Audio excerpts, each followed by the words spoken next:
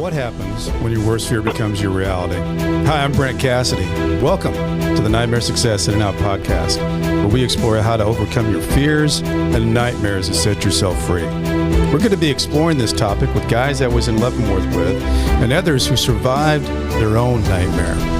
These stories can be inspiring, sometimes sad. There's some humor, but hopefully you can come away with a nugget of something that'll help you knock down some of the prisons you built up in your own mind.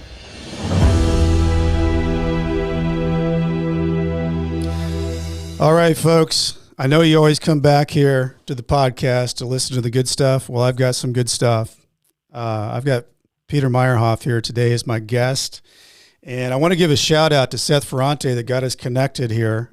Seth's a great guy. If anybody's looking for a great documentary that is out there, he's in the St. Louis Film Festival right now. It's called Nightlife. It's unbelievable. Just saw it last Sunday. So, tell you a little bit about my guest, Peter Meyerhoff. You could say that this guy, Peter, had the world at the palm of his hand. As a kid, he in athletics, modeling. He even starred in a movie as a kid.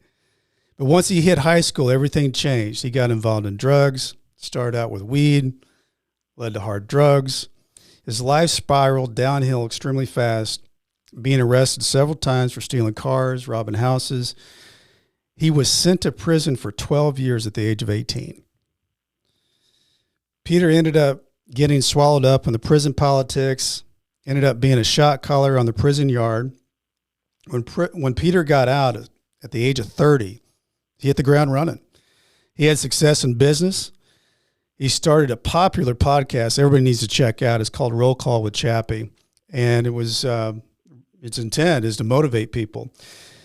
As well as he goes and shares the stories inside prisons. Peter's goals now are to motivate people when he speaks, using his mental strength that he acquired in solitary confinement, helping others get sober, and change the recidivism rate by showing people what's really possible with the right drive and no excuses. Peter Meyerhoff, wow, man. Welcome in.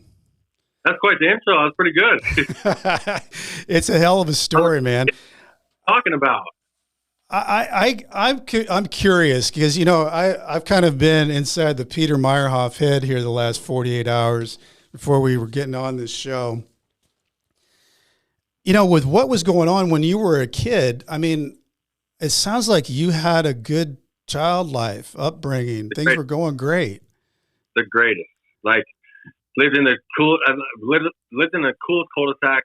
I mean, there was 10 or 12 houses there, and every single one of them was kids our same age. I never touched a video game my entire life as a kid. Like, I was in the streets playing sports every single day. I was a top athlete at multiple sports. I got into modeling. I had a modeling agent when I was like 11 or 13 or something. And I even got a part in a movie. And then, what was that like? Peter, what was that like? I mean, at that age, getting into modeling and being in a movie. I mean, how do you go back to the neighborhood? Yeah, it felt like I could do anything. Life was easy. And life was good. It was awesome. It was cool being a kid. And it's great. It was a baseball movie, and you remember Hideo Nomo, the pitcher? Yeah, it was off him. The movie was about him coming to America. So I'm 13 years old, and I actually got to hit batting practice off Hideo Nomo. Wow.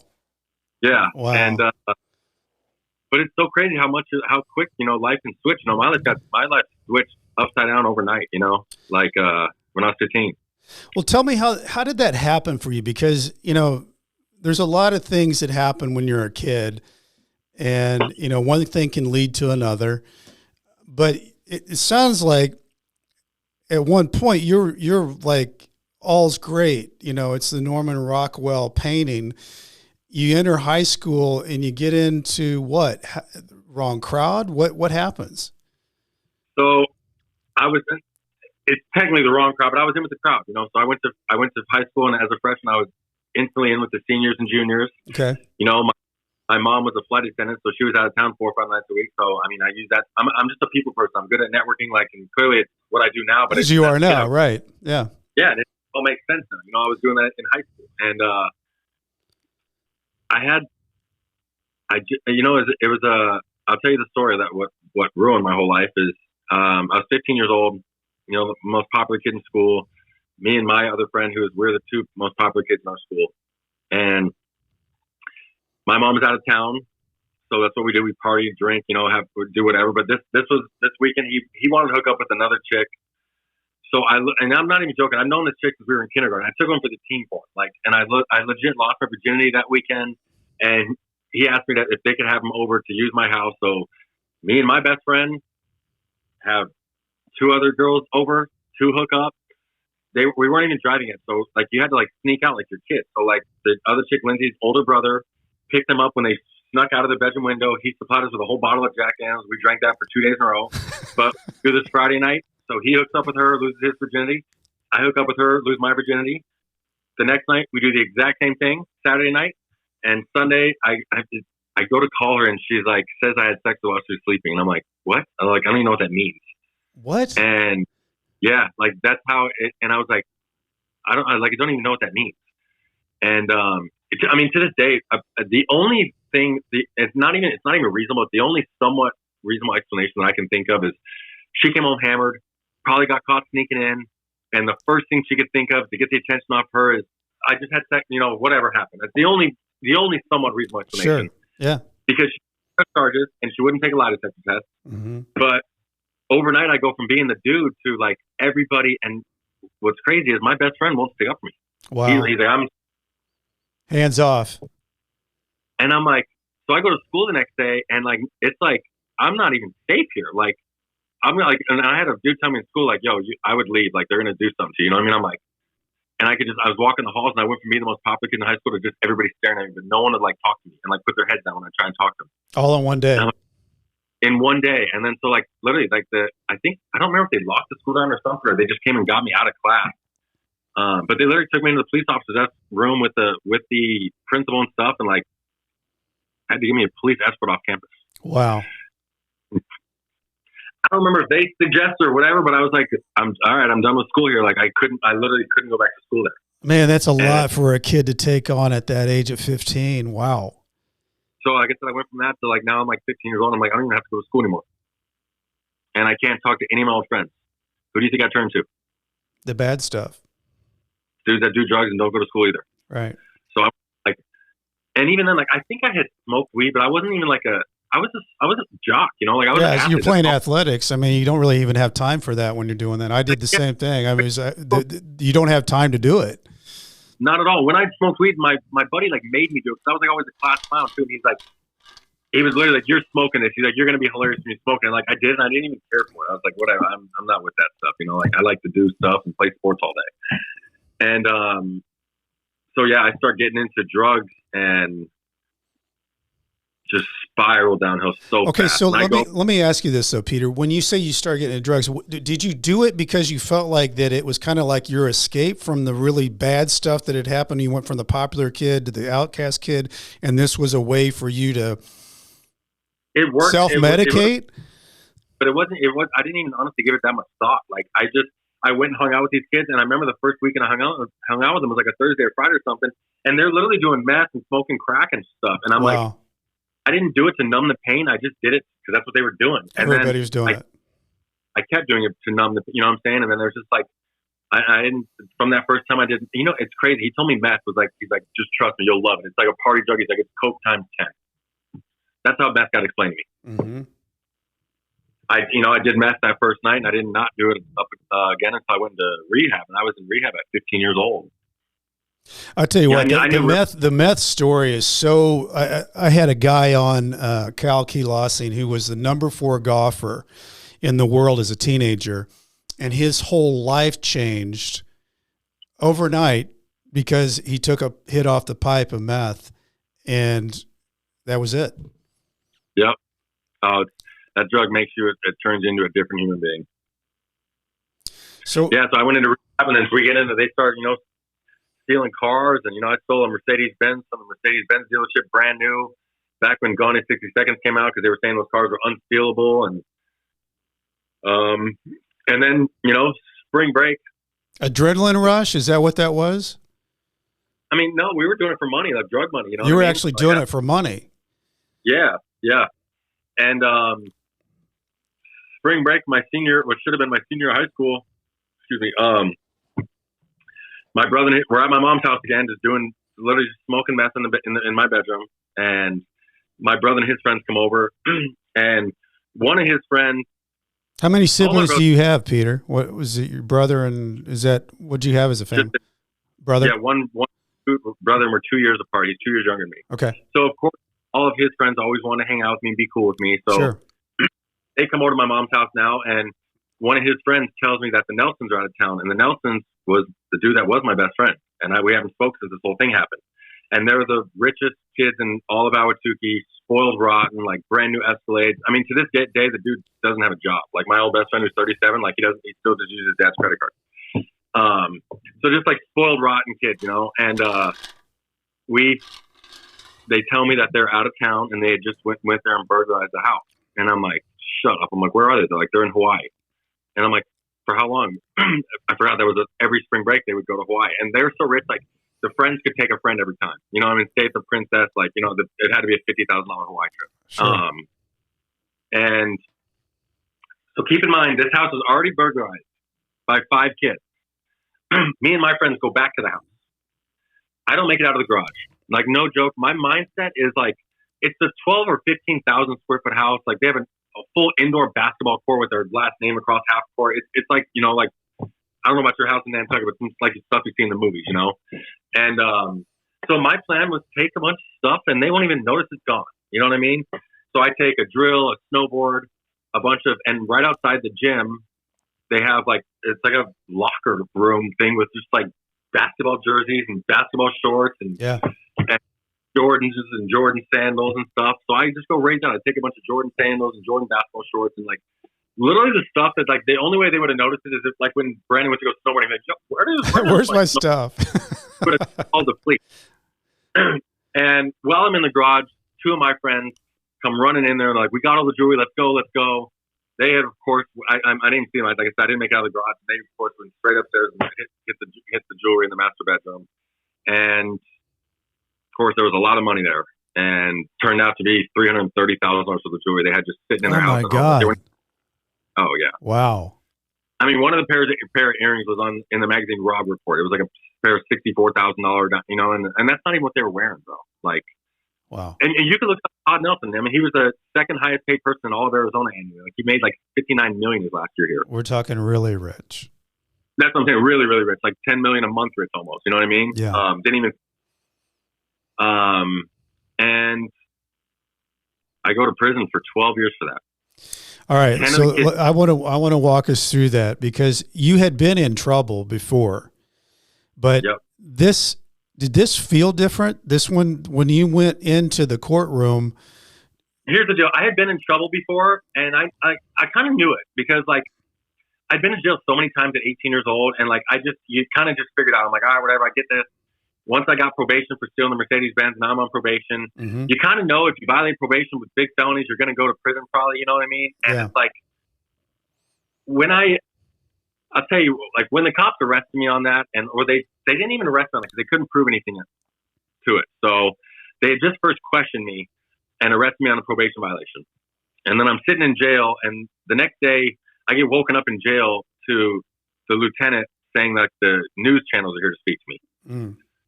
Like, I'm 18 years old, so, you know, and I'm like, what is it? What does that mean? Right. And he's like, news channels want to interview you. And I was like, for what? He's like, TV? I was like, why do I have to do this? I'm like, what do you mean? I don't want to be interviewed on TV about this stuff. And he's like, no, but you have to sign a refusal saying that I do not wish to speak to the media and stuff like that. And I'm like, all right, yeah, because I definitely don't want to speak to the media. Mm-hmm. I was like, there's no, well, if there's bigger cases. At least you're smart enough for that. Yeah. And I never forget, I get on the phone with my dad that day, and he's like, saw you on TV today, Pete. I'm like, no way, really? And he's like, yeah. And I'm like, Dad, I don't know. I'm fucking sorry. You know what I mean? It is what it is, you know? And I knew I was going to go to prison probably, you know what I'm saying? I knew, like, at that time, I knew. Peter, let me ask you, though, like, when you had that conversation with your dad, like, that time period when you were getting in trouble and things were, because you had gone from a kid that was the most popular kid, your parents haven't changed. They're the same parents. How are your parents reacting to all this? Horrible. I had no relationship with my dad. I lived with my mom and just took advantage of her every single day of my life. Wow. I was like the worst. I'm like, that's why I'm like so good, y'all. Like I hang out there every day now, you know, like I'm a straight mama's boy, and like I'm like still paying her back for what I did for her. I love that. God, I got sidetracked even thinking about that. But yeah, it was it's so like I said, I knew I was by then I knew I was going to prison, but I'm telling you, I was done with my life. Like I didn't like life on the streets. I didn't like what I was doing. Yeah. And I figured maybe it is what it is with prison. Maybe I needed it. Like that was literally my mindset, you know. But I thought I was going to go away. I thought I was going to go away for a couple of years, or 2-3 years, maybe, you know. Yeah. And then they throw a 12-year sentence on me, like the flip of a switch. You know, I was going to get sentenced for 4 to 6 years, and I remember telling my lawyer verbatim, I'm like, dude, I cannot do freaking 6 years. Like, just promise me I'm not getting 6 years. That's all I care about. And I remember the judge's words where he says, I think this calls for an aggravated sentence of 12 years. And I remember thinking, like, motherfucker, you think? He thinks. But it came out in the end that this judge had a thing for kids, man. And he didn't think that the kids' brains were matured until they were in their 30s. So that's what he did. 18 plus 12 years at 30 years old, he locked me up until I was 30. And then since then, the judge got banned out here in Arizona because he was too harsh on his sentences. But they didn't fucking re-sentence me. I'll tell you, fast forward real quick. Clemency it's unheard of to get clemency out here in Arizona. I don't know if it is where your state is, but like nobody gets clemency, right? Like when I finally got applied for clemency, like 7 years into my sentence, they had 3 straight days of hearings. Not one person made it to the second phase except me. And I'm not joking. I had all 5 people vote me to the next phase. Wow. The second phase, we go through and like I fly through with flying colors again. And everyone's like, their words to me where they're like, Mr. Meyerhoff, to say that your sentence is excessive is an understatement. They're like, I don't even know how you're in prison doing a 12-year prison sentence for a burglary charge. But the fact that you can't stay out of trouble in prison, and the fact that you're involved in prison politics, or you know, like I was a shot call. I left the 4-yard that I was running to go do this, you know, clemency interview, you know. And they're like, the fact that you can't stay out of trouble in prison is that there's no chance that we can put, like, because it's on them, they said. They're like, there's no way we're going to put it on us and let you out of there. And so I sat in there for the next 5 years, you know, but I made it through with flying colors, and every single person said I should have been out, but they're like, my prison record was so bad, they're like, there's no way we're letting this dude out early. Well, let's talk about that, Peter, because I had my first bunkie was a shot caller from Beaumont, and he had worked his points down to the camp level. Yeah. And I mean, he was a savior for me, because when I came in, as he said, you don't look like you've been here before, Cassidy, so we're gonna get you going. And he more or less spoke for me, and his name's Romo. He's a great guy, but yeah. Walk me in, Peter, to your world, going from 18-year-old kid going into the prison. You're 18, walking in. What's your life? What's your world? What are you thinking? Yeah, I'll tell you. So, like, I remember my first bus ride, like it was yesterday, right? So you go in this. It's my first time seeing a prison complex. I never even driven by one or seen anything. All I'm going off is what it's like in the movies, right? And we pull into this, and so I went to Tucson complex first, which is like, it's one of the bigger ones out here in Arizona. I think there's 7 yards in this one complex, right? So there's a huge perimeter gate around it, and then in there is each different yard. Each yard has its own gates around it and stuff. And I remember pulling in, and I see dudes playing softball and basketball, and I'm like a breath of fresh air. I was like, all right, whatever. Maybe I can figure out how to fucking play softball and basketball for 12 years. All right. Like, literally, that's all I was looking at. I'm like, whatever, at least they're outside and they're playing sports, yeah. you know? Yeah. And we dropped a bunch of people off there, and then we go to another yard, we drop a bunch of people off, and I'm, of course, the last yard. By the time we get to my yard, there ain't a dude walking the yard, and I'm like, a fucking course, this is where I'm going, you know? But in my head, the whole thing, I'm like, I have no clue what's going to happen to me, because even then, like, you meet a bunch of dudes in the county jail, you know, and they all going to prison, so you think you're going to know all these dudes, you know? Exactly. But I was like, security, you know, dudes in minimum security don't go away for over a decade, you know what I mean? So, like, I bypassed all that shit, you know what I'm saying? Like, and I went from, like, thinking that to, like, I'm not going to see any of you fools unless you guys get in trouble and go to a high yard, you know what I mean? Because I'm going to a lockdown yard probably, you know, with all that time. Yeah. So, like, I bypassed all that shit. I remember thinking, like, fucking here we go, you know? And I remember walking that first night at Chow, and I'm an alpha male, like a networker, you know what I'm saying? Like I was in the county jail, bro, running pods and stuff the whole time, even as an 18, 19-year-old kid, you know? Yeah. And I always say the same thing, like you could throw me in the freaking mountains in Afghanistan, and before you know it, I'm going to be running shit in Afghanistan, you know what I mean? It's just who I am, you know? And that's what I talk about, you know, everybody's got to hone in on what they're good at. That's what I'm good at, you know what I'm saying? I'm not good with other stuff, but I got friends that are good with that stuff. Yeah. Well, networking's a big deal in the world. Yeah, especially nowadays, you know? Yeah. You can do anything on social media. Yes. So I remember walking that back from Chow, and this is the first time I'm like, dude, I am like a nobody. Like nobody even notices me here. No one gives a shit if I was here. Like I could not come out to Chow tomorrow and no one even noticed, you know? I have no family. I'm in another city, like halfway across the state. And I was like, how am I going to do this? Like literally, I remember thinking like, how the fuck am I going to do 12 years like this? Yeah. And I'm good at reading situations and stuff. You know, that's another one of my things I feel like I'm really good at. I could just tell that I didn't know what it was back at the pod that I lived in, but I could tell that no one respected me or like really gave a fuck about me. You know what I mean? Mm-hmm. And I was probably thinking I had long blonde hair. I was a little pretty boy. I was 6 foot, 144 pounds. I got locked up, so I did not look like this. You know? No, you look a lot different now, Peter. Yeah, I got out of but so I end up, and I remember hearing like about people like starting fights in the county jail just like get some respect or something like that. And my neighbor did not like me at all, and I didn't like him, you know. And he was who I was at the end of my sentence. He had been down there forever. You know, he'd be up at 5:30 in the morning working out every day, and I'm sleeping in until 10, 11 o'clock whenever I was allowed to sleep until, you know. And he was just a bitter old man, you know. And I didn't blame him at the end of my sentence because that's who I was, you know. Mm-hmm. But I made it a point to pick a fight with this dude, man. And he's the first dude that told me, you know, if you think you're going to get into it, but you sucker punch, you know, there's no fair fights in prison, you know. Like, all right, cool. I bet he never thought I was going to use that thing on him, you know, but I did, you know, and I said something to him, and he made some little smart ass comments to me and told me he was going to take the chew out of his mouth and like fucking teach me a lesson or something, you know. And he turns around to take the chew out of his mouth, and I'm just on top of him, you know, and just he never even landed a punch. Like, just I was on top of him the entire time. They ended up pulling me off him. We go to lockdown, and I think even then like he gained a little respect because like, bro, I used to box too. So like I was 160 pounds by then, dude, but I got hands. You know what I mean? Mm-hmm. And we got on lockdown like a half a day, and then the next day I got to Chow, and it's like, dude, everyone in the yard wants to talk to me because I'm like, this dude I was 160 pounds, and this dude is my size, you know, double my size. Big guy. Yeah. Yeah, and now these OGs are coming up to me like, yo, youngster, what's your name? This and that. And I'm like, all right, I can do this now, you know? And then, of course, the dude running the yard wants to talk to me and ask me if I want to start putting in work. Mm-hmm. And I'm like, if you explain what the fuck that means, I might be down. You know what I mean? Right. And he explains what it is, and I was like, yes, I'm in. You know what I'm saying? As long as you guys are going to keep liking me and I'm going to get some respect and stuff like that, I'm 1,000% in, you know? Mm-hmm. And that's what started my, you know, road on there in prison. It turned me into just an angry, bad dude, and I love the attention and respect I got from beating people up, and I was not a nice dude, man. So did that ever change while you were in, Peter? I mean, no, like, not. Did your world, was it always kind of violent and you were on top of the world? Yeah.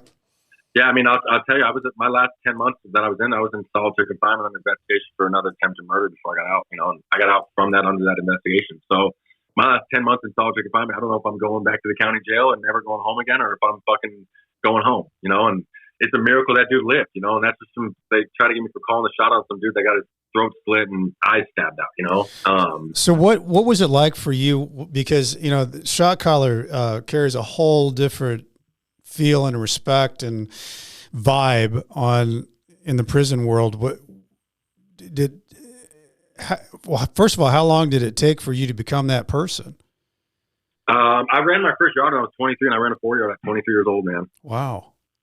Yeah, I was you know, it's crazy, like, and I didn't believe in God anymore, really, and I'm like, the whole thing's God now, because like, it's so crazy to think, and people will never understand this, I don't think, but like, as shitty as my life was, and as shitty and crazy as it is to get a 12-year prison sentence for the crime I got and all that stuff, like, and I went through the worst of the worst prison sentences. Like, towards the end of my sentence, I was a shot caller. I'm not joking. Like, my mom was on the phone with Central Office every day. Like, my last 2.5 years, I got moved 17 times. Like, literally, CDU the yard per month, another CDU the yard per month. Like, no joke like that. When I was in solitary confinement for the last 10 months was the longest stretch I had stayed steady for years, you know. But as crazy as that is, like, I feel like everything else was just like, it was destiny. Like I was meant to, and I can't even believe I'm saying this, but like I legit feel like I was destined to be a prison shot caller, and everything just worked out in my favor. You know what I'm saying? Like I got bunked up with the dude that was like triple OG, just like you did. You know, it's all like who's going there. Like your whole prison sentence could have been a night and day contrast difference if you didn't get exactly. You didn't live next. Yeah. You know what I'm saying? So as much as like I said, it was shitty. Like the political aspect of it, I felt like every domino fell in the perfect sense. And like by the time I'm 23 years old, I'm running yard. I remember thinking like, damn, of course, I think I'm not already running a fucking 4-yard. You know what I mean? And by that time, I was in a full-on relationship with the property officer. I pulled the property cop right when we pull up on the yard, and like I had the shit on lock, bro. I'm a 23-year-old kid, bro. That's really something.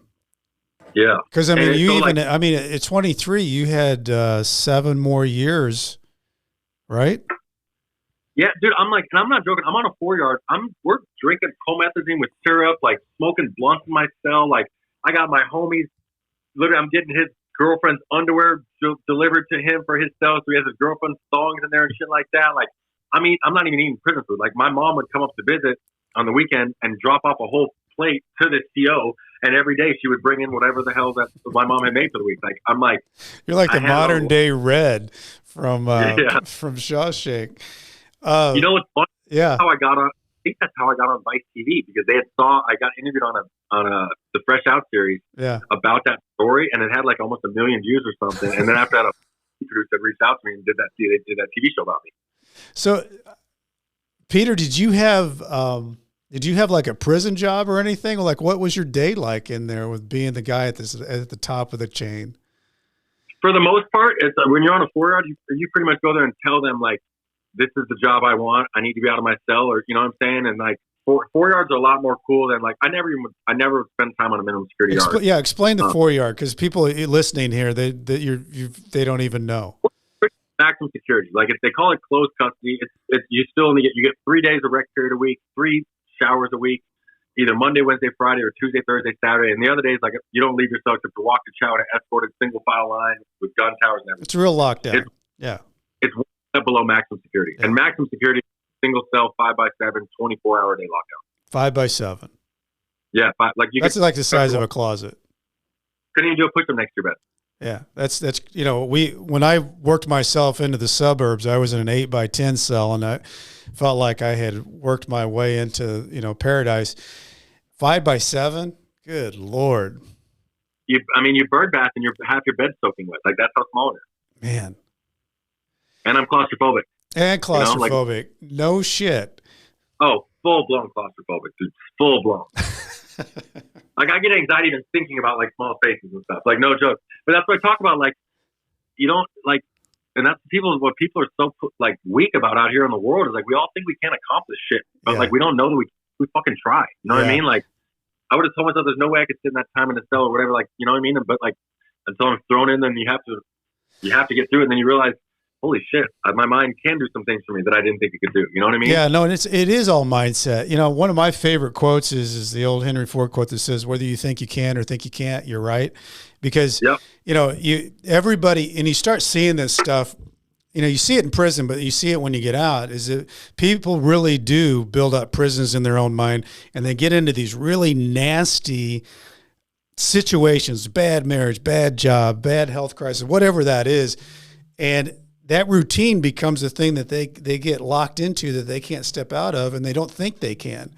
And, the whole thing that you're talking about, Peter, is just stepping out of it. And even if it scares the shit out of you, go ahead and do it, because your mind has so many things that it can do. I always tell people nothing is as bad as your mind makes it out to be, not even prison. Seriously. What's the worst that can happen?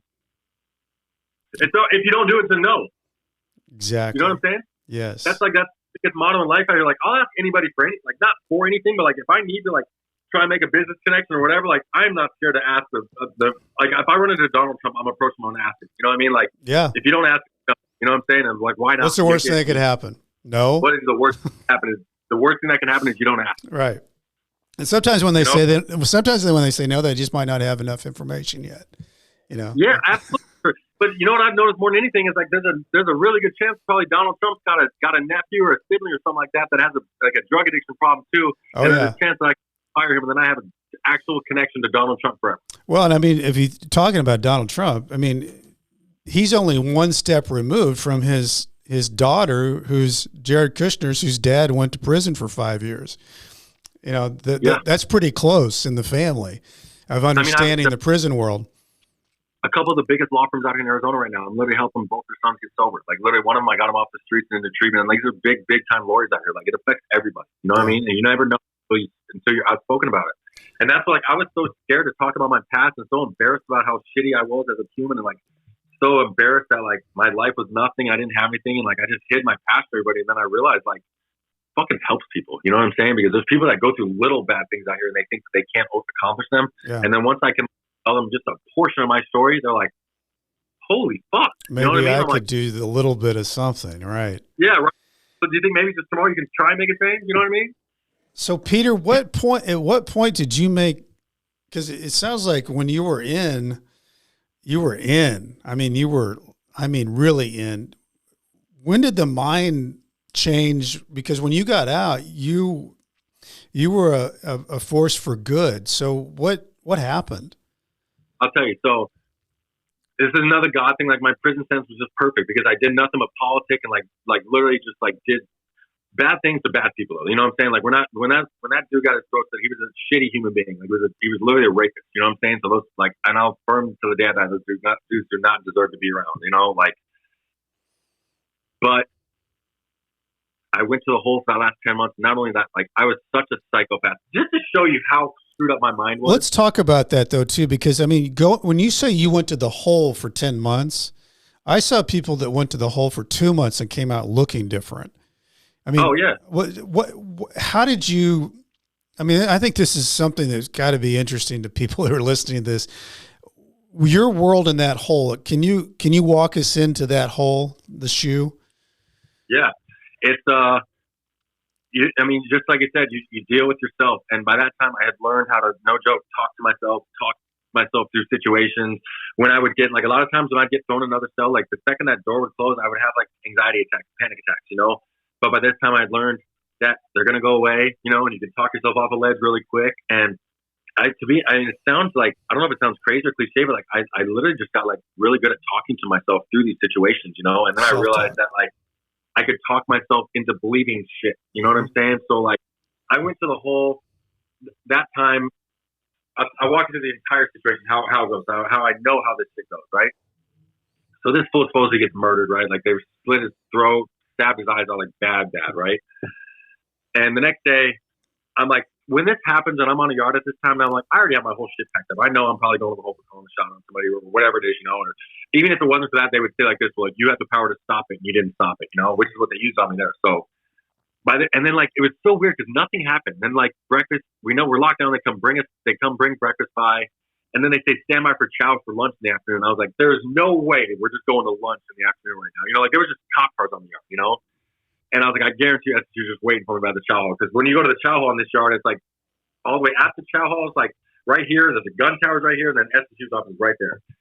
And I call it, like by the time we get almost directly to the chow hall, they come popping out of their door, and they don't even call me by Meyerhoff. They're like, Chappy, come here.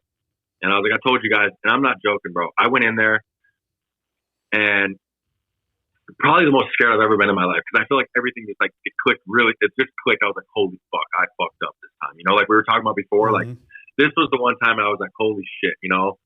But I'm so on drugs and like so like I didn't even think about it. Like I was strung out. You know, I was weighing 175 pounds. You know, like shooting dope every day, running the prison yard. You know, just like the prototypical stereotype fucking loser prison dude. You know, and so I walk in there and I'm not joking. There's 17 dudes in this place, and there's only a couple people wearing CO outfits, and everybody else wearing suits and ties and shit. And I'm like, oh my god, you know what I mean? And they put me on this little stump in the middle of this room in front of everybody, bro. Like it's like a little stool that they put their feet on, and they're like, have a seat. And they're like, you want to tell us what happened in Building 1 last night? And I'm like, sure, you guys know, don't you? And they're like, yeah. So you want to tell us what your involvement was with it? And I'm like, no comment. I'm going home in a year. That's what I told them. Mm-hmm. And they're like, well, that's weird. Are you trying to tell us that something like that would just happen on your yard and you just know nothing about it? And I'm like, all I'm saying is I'm going home in a year and I'm trying to get out of the prison politics. So 1,000%, I'm not trying to be involved in anything that's going on anymore. And they literally just pretty much tell me, like, congratulations, you fucking screwed up your release date. Like, you don't have to worry about going home anymore, Mr. Meyerhoff. Don't worry, you just blew that. And they throw me in solitary, like from that meeting to solitary confinement. Straight to solitary. Yeah, they shackle me up right there. I don't even go back to my cell. They literally put me in a cage right there and then shackle me up and put me right in CDU. So I go from them threatening me, telling me I'm done. And I don't even know. They say the guy lived, and I got goosebumps right now. Thank God this dude lived, man. If he doesn't live, I'm like, no, you're still in. And here's the deal: I couldn't even talk about it because there's no statute of limitations now on stuff that's not murders or rapes and stuff like that. Like this fool, like, anyways, he magically lived because he was supposed to live because I was destined to do all this shit. And the reason I was supposed to have such a shitty prison story is because I can get through to anybody on a prison yard. You know what I'm saying? Like I can get through to the shot callers in the Aryan Brotherhood on prison yards now. You know what I'm saying? Like, yep. And not that I'm one with them, but I am one with them. No, you know had the whole street cred of respect. Absolutely. So shitty, but so perfect in that aspect because it's going to make such a difference in the world. I honestly feel like that. Like, just like the Bible says, like, you're never going to be put in a situation that you can't handle. Like, I'm a fucking tough dude. You know what I'm saying? And I can handle that shit. I wasn't that tough when I went in there, but I learned, you know what I'm saying? Because I coached myself mentally. And I realized that if I couldn't get through a situation, it's because I told myself I couldn't get through a situation. You know what I'm saying? Like, that's literally it. Like, I just learned that from doing a lot of talking to yourself. I mean, it sounds like to me that when you went into that solitary confinement, that you talked your way through it. I went in that solitary confinement, and I was like, if I make it out of here, this is my chance at life. Like, no joke. I'm like, so when they finally, at the time, like, at first I'm like thinking, who knows what's going on? But after like a little bit of time goes, I'm like, damn, they are really going to leave me in here. You know what I mean? And then SU comes by a few months later, and I finally was, and I remember telling them, I'm like, by this time it's been a few months, you know, and I'm like, hey, like, you guys can't expect me to get out of prison after 12 years from this cell and like make it on the street. You know what I mean? Like, literally, I'm like, oh, like man to man. Like, I'm not, this isn't like Chappy talking to some shock call. Like, I'm like, at this point, I'm like literally begging for my life. Like, I've calmed down now, you know, I've put my weight on. I've been for a few months. I'm like, and they knew that. SSU knew when I was strung out, when I wasn't strung out too. You know, I'm like, look at me, I'm healthy. I'm like, please let me go out on the yard. You know what I mean? Right. And they literally verbatim, they're like, Meyerhoff, we're done with you out here. Like, literally, we're going to let their streets have their luck with you. Like, we're done with you. Like, you're going to sit here until you go home. And it's what saved my life. You know what I mean? It literally did, because I think I would have still got right back into the prison politics, and who knows what I would have done if I would have got out. I mean, I remember thinking that I'm struggling. I'm like, dude, I'm under a year to go. I'm like, when am I going to get off drugs? You know what I mean? Like, but I couldn't, you know, I literally couldn't stop. I almost lost my arm, but a year and a half to the gate, like literally almost lost my arm. When I got back to medical, the doctor told me, he goes, oh my God, he goes, I am shocked your arm's still here. He goes, I thought for sure you were going to have one arm when I saw you next time. Through an infection? Yeah, from shooting dope. Like, this stuff. Yeah, I saw that. You know, we had staff. Yeah, it's ugly when all that shit happens. Well, some guys get staff for getting tattoos. Yeah, and then I get back from medical right there, and I swear I'm done. I'm done with drugs. I'm done with all this. I almost lost my arm. You know what I mean? And I'm not on the yard an hour, and I'm already getting high again. You know, and I remember that night vividly like it was yesterday. I remember getting high, and at first I'm like, oh, all right, there we go, thank God, because I was still dope sick from being in the hospital, you know. And I'm finally better, and I go lay in my little bunk, and I'm like, I'm never going to fucking be able to quit using drugs. You know what I mean? I was literally thinking, I was like, I'm never going to be able to get off this shit, you know? And so, like I said, all that happened, and as shitty as it was, like, it saved my life, you know? So I got in, and the whole time I'm thinking, because I've been in there 12 years now, and I haven't even made somewhat of a game plan of what the fuck I'm going to do when I get in. That's what I was going to ask you. Like, you're getting close to the door. What were you thinking? My only mindset is it's a coin toss if I ever make it out of here. You know what I'm saying? And if I make it out, I'll figure it out when I get out. That's what I'm telling myself. All I got to do is get out of prison, you know, because now I'm worried about this case. And, you know, I get out, and I thought by the time I got out, you know, like my goals, like literally my goals. And it was like, this is like, I've made it if I do this. It's like somehow just get a job, like literally probably construction or something, but I just got to get a job, and I got to figure out how to stay sober and live a boring ass life, but like be okay living a boring life. And at least I'm not in prison. That was your goal. That's all I got to do. You know what I mean? I had no clue I could make money. I had no clue I could be sober and happy. I had no clue the urge to drink and use drugs would ever go away. I didn't think it was possible. You know what I mean? Like, I'm and I don't brag about this at all, but I do this to like tell people like that people that think they got it bad, like if there's a scale of, and I firmly believe this, my sponsor in the program would argue argue with me till he's blue in the face of this, but like, there's different levels of degrees of addicts. You know what I'm saying? And Sure. like, if it's a 1 to 10 scale, I'm 100. Like, no joke. Like, I am as bad as it gets. And the fact that I can like have 6.5 years sober now and haven't even contemplated drinking or using, like, it's incredible willpower and mind power. I mean, it's that's, to me, that's incredible. Well, when you finally got out of there, I mean, are you telling me that you did 10 months in the hole and they released you to be free? It was so bad. I just shared the story on a podcast the other day. This is how different my mindset was. I get out from there, straight directly. I go they don't even let me walk to the release thing. I'm walking shackled up. Everybody else gets to like walk right there. I have an escort with 3 COs and shackled to my release gate. God, that's unbelievable, Peter. Literally, and then I've never even heard of that they release somebody that way. Oh yeah, 1,000%. Like, and I'm like, and I remember telling them that when they came to get me for myself. I'm like, you have to get a shackle up right now, and they're like, we don't care if you're going home. Like, you have to be in shackles as long as you're on this property. So like, that's what they did. And listen to this. This is how screwed up my mind was. I'm getting out with. So I just greeted my mom, my dad, my brother, all of them for the first time ever. You know, I think I saw that video. I think that's on somewhere on camera. Yeah. When you get out that day. Yeah. Yeah. There's a big perimeter fence around that. This is the Buckeye complex. So then we go to drive through the last one. I just get out. I'm in the front seat. My dad hands him my paperwork to show him who I am, my release, all that stuff. He goes like kind of hand it back, and I'm not even joking. I like snatched it out of my dad's hand, like all like shady, like, you know what I mean? I'm like, what the hell is this, you know? And they get out of here, and there's a fucking paperclip that he left on the thing. And like my mindset is still, I'm like, a paperclip's gold in solitary confinement, you know what I mean? So I'm like, oh my God, he didn't see that. And like my reaction is just to snatch the shit out of my dad's lap, and I'm with my family now, you know? And I remember looking at this, and I remember this like it was yesterday. I look back, and I look at my mom and my brother, and like instantly it clicked. I was like, oh fuck, that looked real bad. You know what I mean? And seriously, and they're like, what the hell are you doing? I was like, you have no idea how much like gold this paperclip is. You know what I'm saying? And it was just gold for me an hour ago. You know what I'm saying? Yeah. And I always wanted to listen to Tom Petty when I got out, that Free Falling song. Like that was my stuff. You know, if I ever heard that in prison on the radio, I would cry every time. And I bullshit you not, man. Second we get out there, we hit a gas station. I buy $32 of candy, bubble gum, and energy drinks. I never had an energy drink before. And Free Falling is the first thing that comes on right when we hit the freeway. And like I said, the rest of my life was just destiny, you know. And then I had an overdose when I got out, and I died, and like God saved my life for this thing. You know what I'm saying? Like I was supposed to be another fentanyl. Being that it's very rare to get to talk to somebody who's in that long that they get out. Like, what was the biggest thing that you noticed that was different than when you went in? Everything, man. Like I went away with the Nokia phones with Snake on them. Mm-hmm. I get out, we got flat TVs and iPhones and stuff, you know, and I went away from living with my mom and dad to like, I'm supposed to be a 30-year-old productive member of society. You know what I'm saying? I've never even You're an adult. Yeah. And I and then not only that, like, figure it out. You know what I mean? And I'm still pale white from being in solitary confinement. Like I got out of prison pale white. You probably look like death being in there. You don't go outside. I'll send you some of my pictures later, but like I don't even post those ever because like the pictures of my release, like my teeth are yellow. I look horrible. Oh, man. Pale white. Yeah.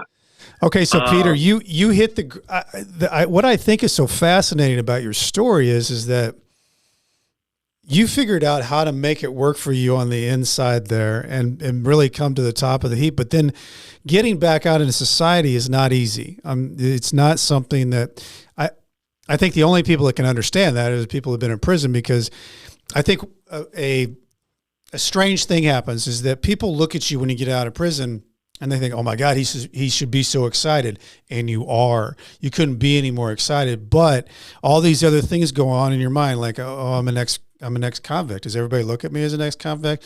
What am I going to do? Am I going to get a job? Is anybody going to give me a job? All these things start spinning. How do I fit back into society? Are the people looking at me weird?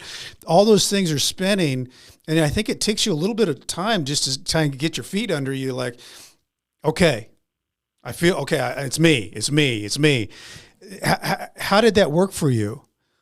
That's exactly what it is. You know, that's all I say. Like, and that's ultimately why I walked away from all the money I was making in my career. You know what I mean? Like, it's all about just getting some confidence and knowing that it's possible. You know what I'm saying? Like, and for me, it was just like, it was seeing other people do it. You know what I mean? Like seeing like and maybe it's just how I think, but like, here's the deal. Like, I'll go out to Paradise Valley here in Arizona, which is like by far the most expensive zip code, like hands down. You know what I mean? And there's like $5, $10, $20 million trips everywhere. And I look at all those houses, and just the other day I was doing it because like I do that and like I visualize stuff, and I'm like, maybe this is one of my gifts, but I look at those houses and I'm like, there's fucking no chance in the world that there can be that many of those big ass houses, and I'm not gonna find a way to get one myself. I love there's it. No, and that's how I think of shit. You know what I'm saying? I Like, love it though. That's a great mindset though. House, and there's no way that dork's gonna out hustle me. You know That's right. You might out for me, but that's all you're gonna outdo. Yeah, he puts his pants on the same way. 100%. Yeah. But like, but you just have to see it. And then what it is, I just saw a bunch of dudes that I knew weren't hustlers out here making money, and I'm like, there's no way. So let me tell you real quick, when I got out of prison, and like this is not even the worst part about my story. I'll tell you how I like when I died, and then that's when I started making money. Like, so I get out, I'm 30 years old, never been on a date, even never been to a bar.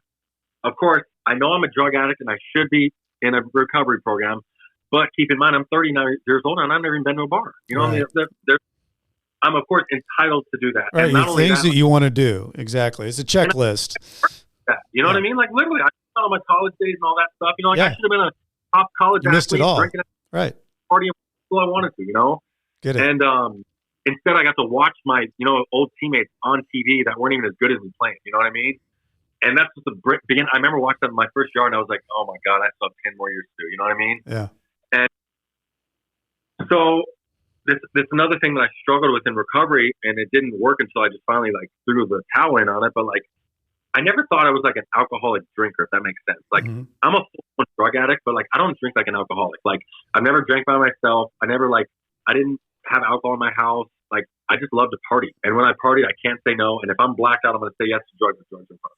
So, so this is what I'm doing now. I'm five or 6 days a week. I'm literally at the bar, just drinking, running through women. Just that's all I'm doing. And I'm like, this is pretty cool. You know what I'm saying? Like, freedom's good. I can do this, right? And then, of course, lo and behold, I get a dude that weighs 130 pounds and wants to start running his mouth to me at a bar, and I'm drunk, and I throw a beer in his face instead of, and that's my mindset. Like, the change me is like, I just threw a beer in his face instead of punching him in the face. You know what I mean? And like, out here in the streets, that's still assault. You know what I mean? If you throw a piece of paper at someone and they don't want it thrown at them, that's assault. Exactly. So I learned that. So then they put me on maximum security parole, and I'm like, oh my God, all right. What am I doing? You know what I mean? Like, this is it. I got to figure it out, right? But I don't want to stop drinking. Like, I'm having so much fun with this, you know? And I'm just going to watch now, you know what I mean? And like, okay, I get it. Now I can't throw. Now I'm like, all right, I know I can't throw beer at anybody or anything. Like, whatever. I'm not going to do that. I'll figure it out. But the last thing I'm going to do is stop drinking right now, you know? Right. And I remember it was a buddy's birthday party. It was like a Friday afternoon, man. And literally in the afternoon, and the last thing I remember doing was a shot of Rumpleman. And I got in touch. I don't even know how I got in touch with him, but one of my old prison dudes, man, and somehow I ended up leaving this bar. I don't even remember leaving the bar. Next thing I remember is I wake up in an ambulance, and I'm like, I come to him like, what the fuck? I'm like strapped in this ambulance with like knees. You don't even know what happened? You're just in an ambulance? Zero clue. The last thing I can remember is being at the bar, and I'm like, first thing is I got in a bar fight. But I'm like, if I got to fight, why the fuck am I in an ambulance? You know what I'm saying? I'm thinking like, fuck, I must have got jumped or something. There's no chance. Big sucker punch. There's no way I'm gonna get beat up out here on the streets. So I'm just whooping dudes, you know. And, I go to the dude and I was like, what the fuck am I doing in here? And he's like, you overdosed. And I remember like this is yesterday. I told him I don't even use drugs anymore. Yeah. He's like, I did today. And I remember like, and then I literally remember I just like put my head back and I'm like, what a fucking loser I am. Like, literally, like, the biggest, and I'm no joke. At this time, like, now I talk to myself, and I'm like, you fucking biggest loser on the fucking face of the earth. Like, you literally deserve to die. Like, no joke. And I'm like, telling myself, like, why the Is this your rock bottom? Is this your rock bottom? Is this it? That's it. At this point, like, it's so rock bottom, I don't even want to try to get out of rock bottom. I'm like, you're a fucking loser. And, like, literally, I'm like, why didn't I just die? Like, literally, like, why the fuck couldn't I just die? And, like, at least when I committed suicide, because I feel like it was always a pussy-ass cop-out way, but I always wanted to kill myself. Right. And then I added myself to like, why the fuck did I survive and I overdosed and relapsed again? And I'm like, how am I going to tell people that I just, you know what I mean? Like, started using drugs. Yeah, no, I get it. And I get to the hospital and I remember hearing but of course, me now, I'm this big prison shot caller too, of course. And I'm like, I'm not going to tell anybody in my family. I'm going to get out of this hospital, hopefully, and whatever, you know, and hide it from my parole officer. And I remember hearing my little brother in the hallway on the phone with my dad. And I'm like, and I yell, Matt. And I hadn't even talked to him at this point. And I was like, fucking, what are you, and of course, why are you fucking telling dad? And he's like, you almost fucking died, Pete. Do you like know? And I was like, I don't have any idea what happened. Like, literally, no one's telling me what happened. And then the doctor comes in and he tells me, he's like, I was dead when they found me. Like, literally, no heartbeat, no nothing. And by the time they got me to the hospital, my heart was only beating 6 beats a minute. Wow. The doctor said I'm the only person to ever survive in this condition that he's seen. And I remember laying back in the hospital bed, and I even have more like survivor's guilt. You know, like, why the fuck did I survive this? You know, like, not only do I feel guilty for it, but I'm like, why? You know what I mean? Like, at this point, I don't believe God's real. And if God's real, he clearly doesn't give a fuck about me. You know what I'm saying? Like, why would he all of a sudden save my life here when I was dead? You know what I'm saying? Like, I'm dead from fentanyl. Like, those people don't survive from those cases. Right. You know what I'm saying? Like, they do. Right. But God saved my life to do this mission I'm on. And, like, it's so crazy. I remember, like, it was, like, literally with, like, my mindset, and this is why I'm such a mindset person. Like, within 2 seconds, my mindset switched in there. And then, like, I just kept the fucking pedal on the metal, like, the next day. And I still haven't let off. But, like, I go from thinking, it's hard to even explain, but I go from laying in that bed thinking, like, I can't even look at my brother and my mom. We were, like, literally, like, sitting next to me. You know what I'm saying? I'm just, like, look at it, feel like I just want to die. Mm-hmm. And then, like, something comes over me. I'm like, I'm going to figure this shit out. Like, literally, all right, I'm done. I'm literally going to do this. And I remember just telling myself, like, all right, I'm done making excuses. Mm-hmm. Fuck the alcohol. Even if I'm like not the full blown alcoholic, whatever, it is what it is.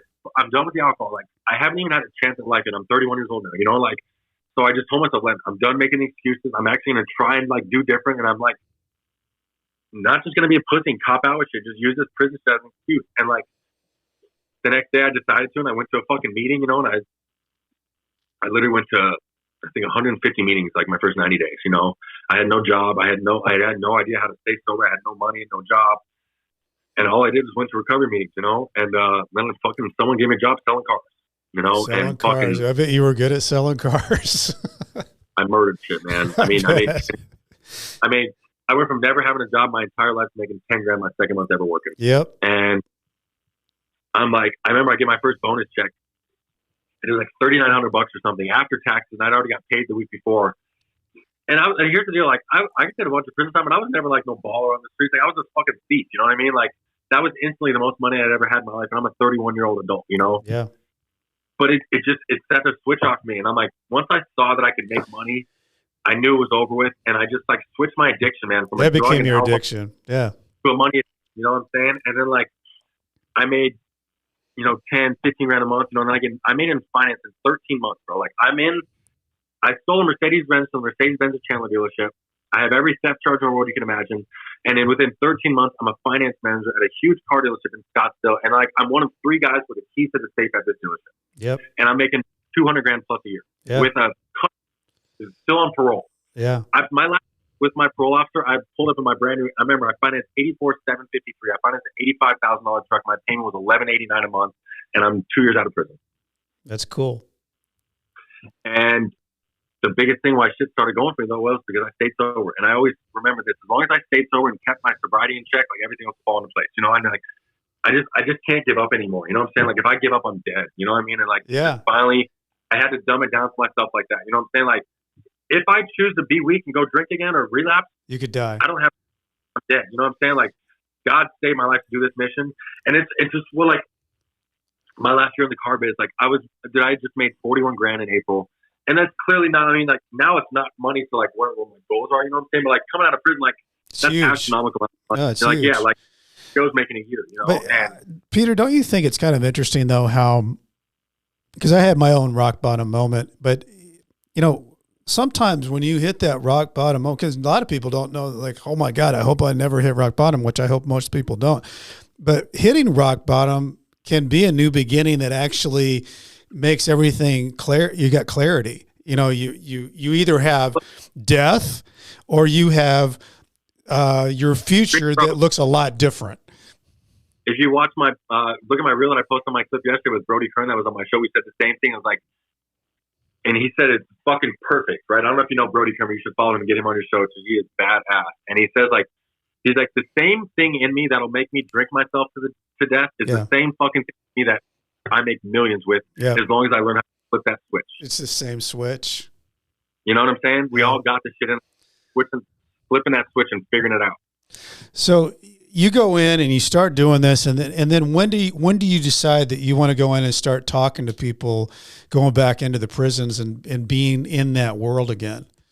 What's crazy, and it came out of me overnight, man. Like I just had April was my best month of my career working as a finance writer. I made 41 grand, and then I felt selfish, honestly, though, man. Like I wasn't doing anything to help people. You know, I was just stacking up money, just buying, you know, doing whatever, buying clothes, you know, and so it's still fun. Yeah. It was fun, but yeah, I bought 12 cars when I was there. I mean, there's only so many cars you can buy, you know, I bought a couple houses. Yeah. And I finally was like, damn, I need to go show these dudes that we can do this. Like, and literally I was like, fuck, now that I know this is possible, I'm like, I would have never believed this unless I saw it myself. So I'm like, I have got to like, I just saved up some money and I was going to sell my house. And I was just like, I'm going to quit my job. And just like I said, I saw enough dudes making money on Instagram and shit. And I'm like, there's no chance in hell these dudes are going to out hustle me. That's right. And I saw that shit. And I was just like, I'm out. I remember calling my gym into my office. He's the only guy that ever let me work for him. You know what I mean? And I call him in there and he's like, what's up? And I was like, I don't know what to say other than the fact that I got to quit. He's like, what do you mean? I was like, I mean, no one walks away from that job. Like at the whole dealership, everyone begs to get into finance. Like, absolutely. You don't walk away. That's the promised land. People raise families and live good lives being a finance man. You know what I mean? Mm-hmm. And this dude that just did 12 years in prison with an 8th grade education, I'm just like, I'm already on to the next thing, you know?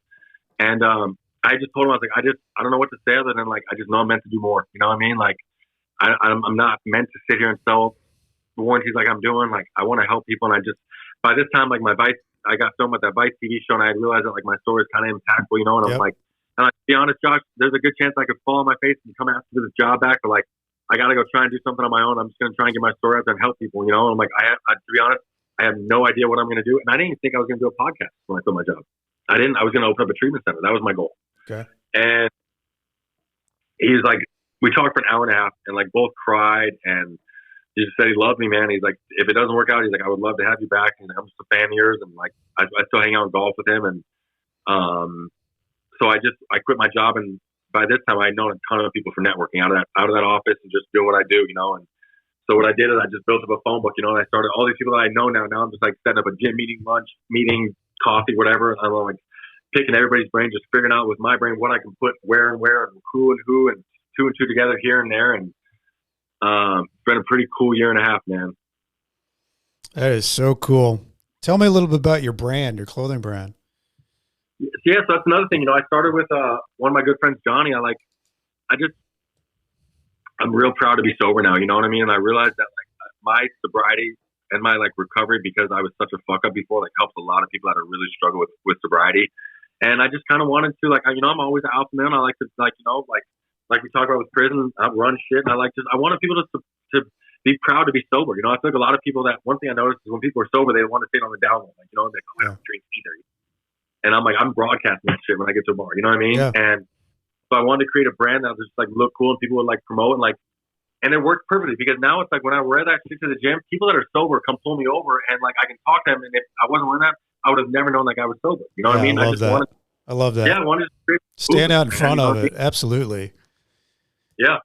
Hey, the other thing, it's totally off subject, but Seth told me that when the COVID thing happened, that you were one of the guys that was training like the pro guys was it like in your gym or like in your garage?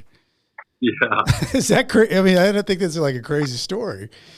No, well, that's one thing. And I realized like how to get like kind of good at networking and stuff too. So I had like, I bought this house for this RV garage. So I had like it's a separate full, like 44-foot RV garage with a built-in office and a bathroom in the back. But that sounds cool. Right? That sounds cool.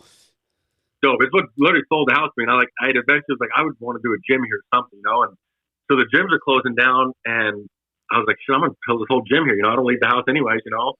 And, So I had built this entire gym, like literally within overnight. Like I had found this dude that bought and sold commercial gym equipment on the side, and like I went over there and saw his whole gym. I was like, I went to go buy a couple pieces, and I'm just like, it turned out I was like, what if I just bought your whole gym? You know,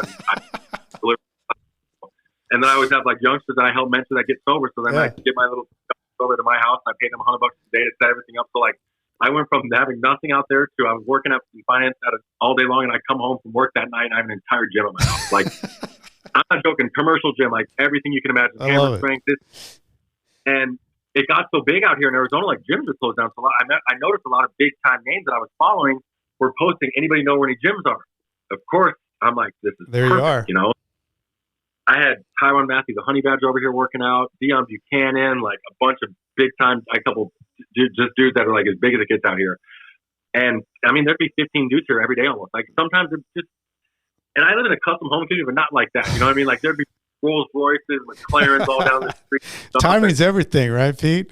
It's just perfect. So, I've networked with a bunch of NFL players too, and it's all from that. You know what I mean? And I just like timing was right on my stuff. You know what I'm saying? And but like you've taken you. But what the cool thing about your story is that you've just stepped into it. You know, I mean, who does that? Who goes and buys a whole gym and during COVID, and then you're the guy that has everything, and you got the NFL guys over just using your stuff, and you make all these different connections from that. I love it. Crazy, yeah. I love it. Yeah.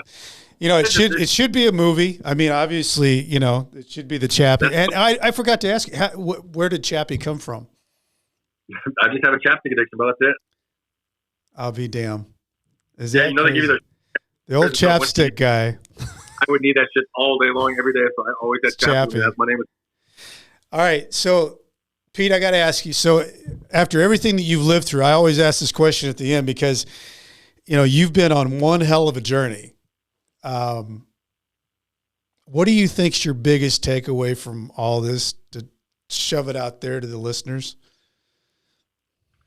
To be honest, I feel like I was made on this earth to like literally, I'm no joke. Like my biggest goal in life is like, I'm going to single-handedly change the recidivism rate for the entire country. Like I want to inspire people to make them be sober quick. Because another thing I noticed too is like when I'm out like with a bunch of the big first time athletes and stuff, like all the guys that are drunk, they have heart to heart to me now when they're drunk, and they're like, dude, I want to be sober like you. I want to do this. Like, I honestly want to recruit people that aren't even addicts and alcoholics to being sober. Like I want to start an entire sober movement. And I like literally, as cliche as it sounds, I want to be known for changing the world. Like literally, like that's my biggest goal. And I feel like God has blessed me so much for this because I'm like meant to change the world. And I'm not going to stop until I do it. Man, I love it. We got to end there. That's a good way. I mean, I'll tell you, Peter, man, you are an inspiration. Your story is an inspiration. I feel lucky to be able to have you on and be able for you to share this story. Anything else I didn't ask you? Anything else I didn't ask you? What'd you say, Pete? I said thank you. Another big shout out to Seth Ferranti for hooking this up, man. Yeah, so it's great. It was great. For anybody out there that's just kind of looking around, you want to read a book? I wrote one. It's called Nightmare Success, Loyalty, Betrayal, Life Behind Bars, Adapting, Finally Breaking Free, a memoir. Like social media, I love all that. Hey, anybody, there's a whole different weird algorithm that happens when you do a post, a review on Apple. It helps the show. Go there, do that. Follow the little bell on Spotify. Follow the show. Share the show. And I was going to tell everybody, I just got from Travis Ritchie that helped me out. Nightmare Success In and Out is now on Edovo. It's in 200 prisons. For you guys that are behind the walls, I couldn't be more happy to be with you guys. Go to the Discovery section on your tablet. Type in Nightmare Success In and Out. You'll find my episodes. Thank you, Travis Ritchie, for that hookup. As I used to say when I was typing from my core links, True Links back when I was in prison, stay strong and I'll do the same. Peter Meyerhoff, thank you, my man. You're so cool. Thanks for having me, man. I appreciate it. All right, man.